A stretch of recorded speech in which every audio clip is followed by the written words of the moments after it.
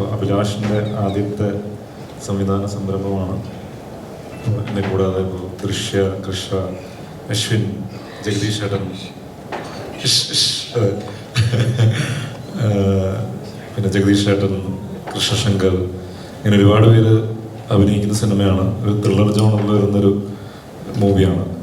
Slow bone thriller അല്ലേ, അങ്ങനെയാണ് അഭിലാഷ് ഇതിനെ വിശേഷിപ്പിക്കുന്നത്. അപ്പോൾ തീർച്ചയായിട്ടും ഈ ഒരു വെക്കേഷൻ കാലം ഞങ്ങൾ ഭയങ്കര എന്താ പറയുക, എൻ്റർടൈനേഴ്സൊക്കെ വന്ന് എല്ലാവരും ഭയങ്കര ഒരു ഹാപ്പി മൂഡിലൊക്കെ ഇരിക്കുന്ന ടൈമിൽ ത്രില്ലേഴ്സൊക്കെ ഇങ്ങനെ ഈ സമയത്ത് വന്ന് കഴിഞ്ഞാൽ അക്സെപ്റ്റ് ചെയ്യും എന്നുള്ളൊരു ഡൗട്ട്ഫുൾ ആയിട്ടിരിക്കുന്നു. അപ്പോൾ ആ സമയത്താണ് കറക്റ്റായിട്ട് ദൃശ്യം ഇന്നിറങ്ങി സക്സസ്ഫുള്ളായിട്ട് മുമ്പോട്ട് പോകുന്നു. അപ്പോൾ തീർച്ചയായിട്ടും ഭയങ്കര പ്രതീക്ഷയുണ്ട്. അപ്പോൾ ഈ ഒരു ടൈമിൽ ദൃശ്യവും കൂടി ഇറങ്ങിയതുകൊണ്ട് തന്നെ തീർച്ചയായിട്ടും നമ്മൾ ഒരു ത്രില്ലറിനും ഒരു സ്പേസ് ഉണ്ടെന്ന് നമ്മൾ വിശ്വസിക്കുന്നു. അപ്പോൾ കൂടുതലൊന്നും പറയാനില്ല.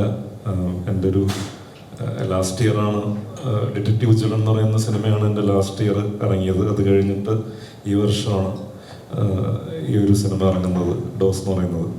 അപ്പോൾ ഒരുപാട് പ്രതീക്ഷ ഉണ്ട്.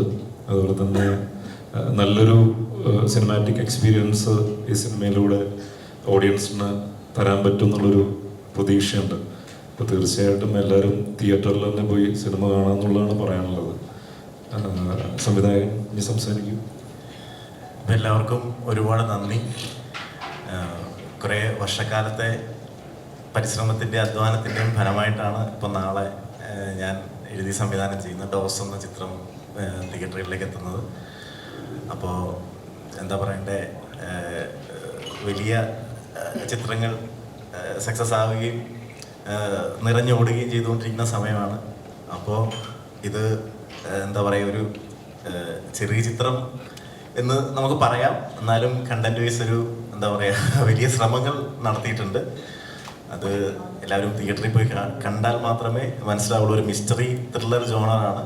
പറയുന്ന പോലെ ഒരു സ്ലോ പെയിൻ ത്രില്ലർ എന്നൊക്കെ നമുക്ക് പറയാം. എന്നാൽ ഒരിക്കലും ഒരു സ്ലോ പേസിൽ പോകുന്ന ഒരു മൂവിയല്ല.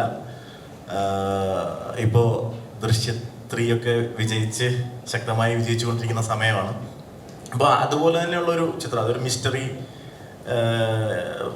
ജോണറിൽ പെടുന്ന പടം തന്നെയാണ് നമ്മുടെ സിനിമയും. അപ്പോൾ എല്ലാവരുടെയും സപ്പോർട്ട് ഉണ്ടെങ്കിൽ മാത്രമാണ് ഈ സിനിമ എല്ലാവരിലേക്കും എത്തുക, ഈ ചിത്രത്തെക്കുറിച്ച്. കാരണം ഒരു പുതുമുഖ സംവിധായകൻ്റെ പ്രശ്നങ്ങളും ബുദ്ധിമുട്ടുകളും ഒരു സിനിമ മുമ്പോട്ട് വയ്ക്കുമ്പോൾ ഉണ്ടാകുന്ന പരിമിതികളൊക്കെ മറികടക്കണമെങ്കിൽ എല്ലാവരുടെയും സപ്പോർട്ട് വേണം. എല്ലാവരും നാളെ തിയേറ്ററിൽ ഡോസ് സെക്കൻഡ് ഒപ്പീനിയൻ ചിത്രം കാണണമെന്ന് വളരെ വിനീതമായി അപേക്ഷിക്കുകയാണ്. ഇപ്പോൾ സിജു ചേട്ടൻ്റെ കൂടെ എൻ്റെ രണ്ടാമത്തെ സിനിമയാണ്. ഹാപ്പി വെഡിങ്ങിന് ശേഷം 10 വർഷത്തിന് ശേഷമാണ് നമ്മളിപ്പോൾ ഒരു പടം ചെയ്യുന്നത്. എൻ്റെ ക്യാരക്ടറിൻ്റെ പേര് അരുന്ധതി എന്നാണ്. ഞാനിതുവരെ ചെയ്യാത്ത ഒരു ടൈപ്പ് ഓഫ് ക്യാരക്ടറാണ്. ആദ്യം തന്നെ ഡയറക്ടറായ അഭിലാഷ് ചേട്ടനോട് താങ്ക് യു, എനിക്ക് ഇങ്ങനൊരു ഓപ്പർച്യൂണിറ്റി തന്നതിൽ. ഒത്തിരി പെർഫോം ചെയ്യാനുള്ള ഒരു ക്യാരക്ടറാണ്. എല്ലാ ക്യാരക്ടർക്കും അതിൻ്റേതായ ഇമ്പോർട്ടൻസ് ഉണ്ട്. ഇപ്പോൾ സിജു ചേട്ടൻ്റെ ക്യാരക്ടറായാലും എല്ലാവരുടെ ക്യാരക്ടർക്കും അതിൻ്റേതായ ഒരു സ്പേസും എല്ലാവരും അടിപൊളിയായി പെർഫോം ചെയ്തിട്ടുണ്ട് എന്ന് ഞാൻ വിശ്വസിക്കുന്നു. നമ്മളെല്ലാവരും ഭയങ്കര എൻജോയ് ചെയ്ത് എടുത്തൊരു പ്രോസസ്സാണ്. എല്ലാവരും ഹാർഡ് വർക്ക് ചെയ്തൊരു സിനിമയാണ്. അപ്പോൾ എല്ലാവരുടെ സപ്പോർട്ടും ഞങ്ങൾ പ്രതീക്ഷിക്കുന്നു. Thank you for making this film happen. അതെന്തായാലും പറയണം, ഈ വേദിയിൽ വെച്ച് തന്നെ പറയണം. Thank you so much.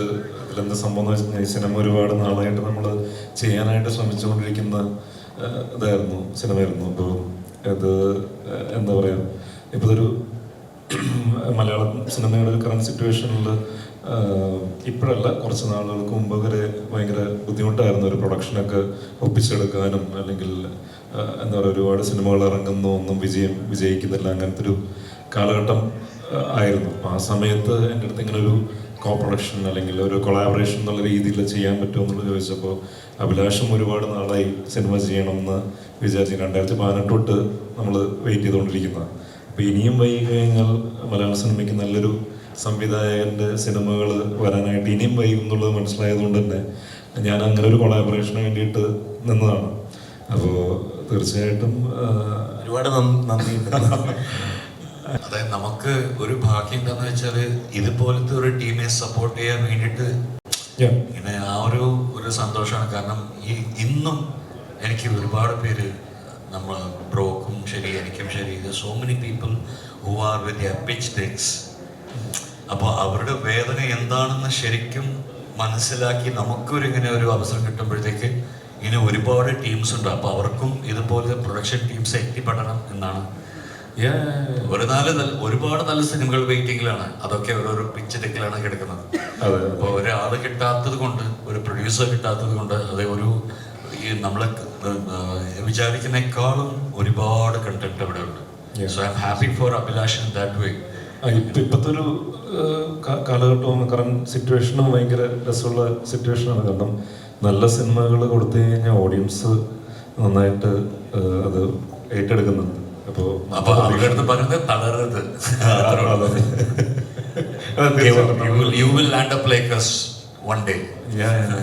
ഇതിൻ്റെ സ്റ്റോറി എനിക്ക് നറേറ്റ് ചെയ്തപ്പോൾ തന്നെ ഞാൻ ഇൻട്രസ്റ്റഡ് ആയിരുന്നു. അന്നേ എക്സൈറ്റ്മെന്റ് ഉണ്ടായിരുന്നു.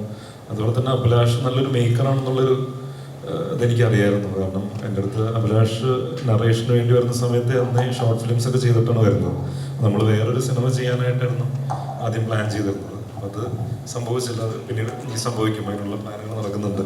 അപ്പോൾ അഭിലാഷിനും നറേഷനും പരിപാടികളൊക്കെ കേട്ടപ്പോൾ തന്നെ നമുക്ക് ഒരു സിനിമ കാണുന്ന ഫീല് നമുക്ക് കിട്ടും. അത് എല്ലാ നറേഷനിലും ചിലപ്പോൾ എനിക്ക് കിട്ടിയെന്നല്ല. നമ്മൾ ചിലപ്പോൾ അതിൽ നിന്ന് ഡൈവേർട്ടായി പോകും, അല്ലെങ്കിൽ ആ ഒരു ഇൻട്രസ്റ്റിംഗ് ആയിട്ട് ഇങ്ങനെ ഇരിക്കാനായിട്ട് ചിലപ്പോൾ പറ്റിയെന്നല്ല. പക്ഷെ അഭിലാഷ് നറേഷൻ തന്ന സമയത്ത് ഭയങ്കര എൻഗേജ്ഡ് ആയിട്ട് ഇരിക്കുകയും ടുവേർഡ്സ് എൻഡ് വരെ ഒരു പിടി കിട്ടാതെ ഇങ്ങനെ പോയിക്കൊണ്ടിരിക്കും. നമ്മൾ അന്വേഷണം നടത്തുമല്ലോ. അപ്പോൾ ഒരു ഓഡിയൻ എന്നുള്ള രീതിയിൽ നമ്മളൊരു ത്രില്ലർ കാണുമ്പോൾ, സിനിമ കാണുമ്പോൾ നമ്മൾ ഇവിടെ ഇരുന്നിട്ട് നമ്മൾ നമ്മുടേതായിട്ടുള്ള രീതിയിലുള്ള കുറേ അന്വേഷണം നടത്തുമല്ലോ. അപ്പോൾ ആ അന്വേഷണം നടത്തിക്കൊണ്ടിരിക്കുന്ന സമയത്ത് എനിക്ക് പിടിക്കാൻ പറ്റിയില്ല. അപ്പോൾ അങ്ങനൊരു ഇത് ടുവേർഡ്സ് എൻഡ് ഓഡിയൻസിന് ഒരു ഹൈ കൊടുക്കാൻ പറ്റി കഴിഞ്ഞാൽ തീർച്ചയായിട്ടും സിനിമ വിജയിക്കും. ത്രില്ലേഴ്സിൻ്റെ എപ്പോഴും അങ്ങനെയാണല്ലോ. ടുവേർഡ്സ് എൻഡ് ഒരു സാധനം കിട്ടിക്കഴിയുമ്പോൾ ഓഡിയൻസിന് ആ ഒരു സംഭവം കിട്ടും. അപ്പോൾ ആ ഒരു സംഭവം ഡോസിലുണ്ടെന്നുള്ളതാണ് വിശ്വാസം. അപ്പോൾ അതുകൊണ്ട് തന്നെയാണ് പ്രൊഡക്ഷനിലേക്ക് ഇറങ്ങിയത്. അപ്പം ഞാൻ പണിയെടുത്തതിന് കുറച്ച് കാശ് വാങ്ങിച്ചെന്നുള്ളൂ, അല്ലാതെ ഞാൻ പൈസ ഇട്ടിട്ടില്ല. കുറച്ച് കാശ് വാങ്ങിച്ചിട്ട് പണിയെടുത്തു എന്നുള്ളൂ. ടെൻഷൻ ഇല്ലാന്ന് പറയാൻ പറ്റില്ല, ടെൻഷനുണ്ട്. കാരണം അത്രയും കുറേ നാളത്തെ അധ്വാനമാണ്. ശരിക്കും പറഞ്ഞാൽ ഞാനൊരു മീഡിയ പ്രവർത്തകനായിരുന്നു, ഏഷ്യാനെറ്റ് പ്രോഗ്രാം പ്രൊഡ്യൂസറായിരുന്നു. ഇപ്പോൾ ചോദ്യം ചോദിച്ച ബ്രോയുടെ പ്രോഗ്രാമിൽ ഞാൻ ആങ്കറായിട്ട് നമ്മൾ വർഷങ്ങൾക്ക് മുമ്പ് ഒരു 5-6 വർഷം മുമ്പ് നമ്മൾ ഇടക്കാട് ബറ്റാലിയൻ ഇൻ്റർവ്യൂ ഞാനായിരുന്നു ബ്രോയാണ് ക്യാമറ ചെയ്തിരുന്നത്. അപ്പോൾ നമ്മൾ കുറേ വിനയൻ സാറിൻ്റെ ഇൻ്റർവ്യൂ ഒക്കെ ആ സമയത്ത് എടുക്കാൻ വേണ്ടിയിട്ട് പോയിട്ടുണ്ട്. അപ്പോൾ അങ്ങനെ ജീവിതത്തിൽ സിനിമയേക്കാൾ വലിയ ട്വിസ്റ്റുകൾ, കഷ്ടങ്ങളും ബുദ്ധിമുട്ടുകളൊക്കെ വന്നിട്ടുണ്ട്. പക്ഷെ ഇപ്പോൾ ഇതിലെത്തി നിൽക്കുമ്പം ടെൻഷനല്ല. കാരണം നമ്മൾ ചെയ്യാനുള്ളത് ചെയ്തു. അത് സ്ക്രിപ്റ്റ് എഴുതുമ്പോൾ തൊട്ട് അതിൻ്റെ റിസർച്ച് ചെയ്യുമ്പോൾ മുതൽ ആ സമയത്തെല്ലാം കൃത്യമായിട്ട് പണിയെടുത്തിട്ടുണ്ട്. ഇപ്പോൾ പോസ്റ്റ് പ്രൊഡക്ഷൻ വരെ നമ്മൾ അതുകൊണ്ട് ഇനിയിപ്പോൾ ബാക്കി ഞാനൊരു ഈശ്വരവിശ്വാസിയാണ്. അതുകൊണ്ട് ബാക്കി ദൈവത്തിൻ്റെ കയ്യിലും അതുപോലെ തന്നെ പ്രേക്ഷകരുടെ കയ്യിലുമാണ്. ഇത് എങ്ങനെ അവർക്ക് ഇഷ്ടപ്പെടുന്നു എന്നുള്ളതാണ്. നമ്മൾ ചെയ്തു വെക്കുന്ന എല്ലാം ഇഷ്ടപ്പെട്ടോളണമെന്നില്ല. കുറച്ച് നമ്മുടെ ഇഷ്ടവും കുറച്ച് പ്രേക്ഷകർക്ക് ഇഷ്ടപ്പെടണം എന്നുള്ള രണ്ടും കൂടിയുള്ളൊരു മിക്സ് ആയിരിക്കും നമ്മുടെ പടം. എന്തായാലും നിരാശപ്പെടുത്തില്ല. കണ്ടിട്ട് ഒരാൾക്ക് ഉറപ്പായിട്ട് പറയാം, കാശ് പോയിന്ന് ഒരു കാരണവശാലും പറയില്ല എന്നത് എൻ്റെ ഉറപ്പാണ്. 100% എൻ്റെ ഉറപ്പാണ്, ഞങ്ങളെല്ലാവരും ഉറപ്പാണ്. അരുന്ധതി എന്ന് പറയുന്ന ക്യാരക്ടർ ഞാൻ പറഞ്ഞ പോലെ ഒരു കാർഡിയോളജിസ്റ്റ് ആണ്. അപ്പോൾ ഞാൻ ഇതുവരെ ചെയ്തു വെച്ചിട്ടുള്ള കഥാപാത്രങ്ങളൊന്നും ഇത്ര ഇൻറ്റൻസ് ആയിട്ടുള്ളൊരു ക്യാരക്ടർ അല്ലായിരുന്നു. അപ്പോൾ ഈ ഒരു ക്യാരക്ടർ എന്ന് പറഞ്ഞാൽ കുറേ ലേയേഴ്സ് ഉള്ളൊരു സംഭവമാണ്. എനിക്ക് ആസ് എൻ ആക്ടർ എനിക്ക് തന്നെ കുറച്ച് ചാലഞ്ചിങ് ആയിട്ട് തോന്നിയ ഒരു സംഭവമാണ്. എനിക്ക് തന്നെ എൻ്റെ കേപ്പബിലിറ്റീസ് എത്രയുണ്ട് എന്ന് എനിക്കും കൂടി എക്സ്പീരിയൻസ് ചെയ്യാൻ പറ്റുന്ന ഒരു ഓപ്പർച്യൂണിറ്റി ആയിരുന്നു ഇത്. അത് എങ്ങനെ ചെയ്തിട്ടുണ്ടെന്നുള്ളത് നമുക്ക് പടം റിലീസ് ചെയ്തതിന് ശേഷം അറിയാം. എല്ലാവരുടെ പോലെ തന്നെ എനിക്കും ടെൻഷനുണ്ട്.